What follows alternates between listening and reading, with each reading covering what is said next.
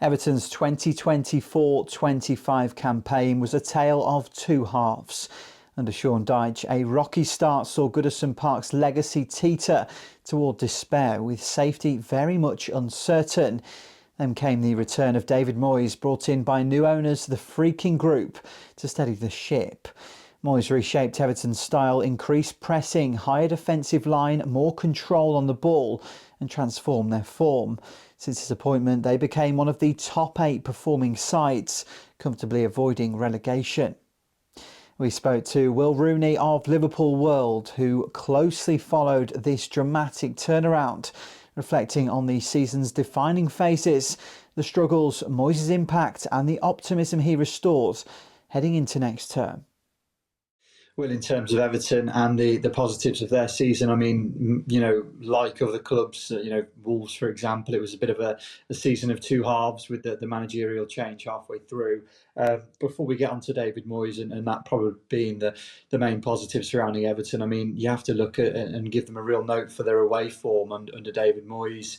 Wins at Newcastle, Fulham, Forest, Palace, Brighton. These are really tough places to go. If they can carry that away form into the new season, then certainly there'll be some more positives to take. So, just look at Everton's season and the best moments.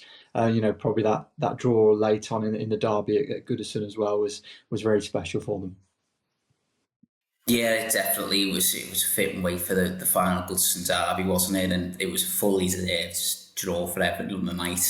I don't think too many of our complaints of the Liverpool fans won the game. So I thought Everton were very good on the night, and what a goal it was from James Tarkowski in the 97th minute, rightly won Goal of the Year awards. But yeah, as you say, it was difficult in the first half. The second half of the season was a lot better when David Moyes came in.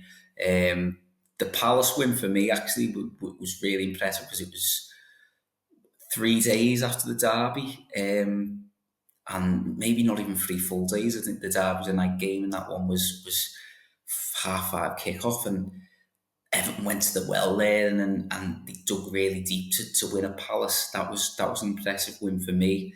As you say, Brighton, difficult place to go. The Leicester performance, okay, Leicester been poor this season, but they were really good. They were excellent for 70 minutes against Tottenham before letting Tottenham back into the game, and coming from behind against Fulham, difficult place to go, and Newcastle as well.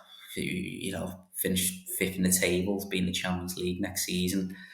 I think they're the highs that you're looking at. And it's been a big second half of the season. You touched on the away form. Now Everton needs to build on the home form going into the new ground, because Goodison Park under David Moyes especially, it was a fortress in his first spell in charge. You felt like Everton could beat any team at home.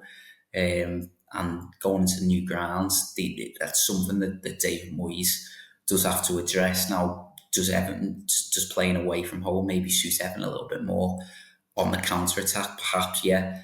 So now they've got to find a way of winning at home now, because you're looking at some of the results. Ipswich was disappointing, and Man United, the way they let the door open for them, and West Ham, they weren't great in when Moyes was in charge. So that's something that needs to be addressed in the summer. Yeah, I mean, the first half of the season was tough, wasn't it? They didn't win the first 5 games, got beaten their opening 4, sort of picked up a little bit, but got a few draws around Christmas time. But last season, 23-24, the points deductions, Everton would have finished 12th, I think, without the point deductions. And that must have been difficult to manage internally as well. So, and David Moyes has said a few times, Sean Dyche left a lot of good things behind. It just needed a little bit of a refresh, someone coming in maybe with giving the players a little bit more freedom, not being as rigid. But yeah, that's if you're looking back on this season, it'll be the second half that people are remembering.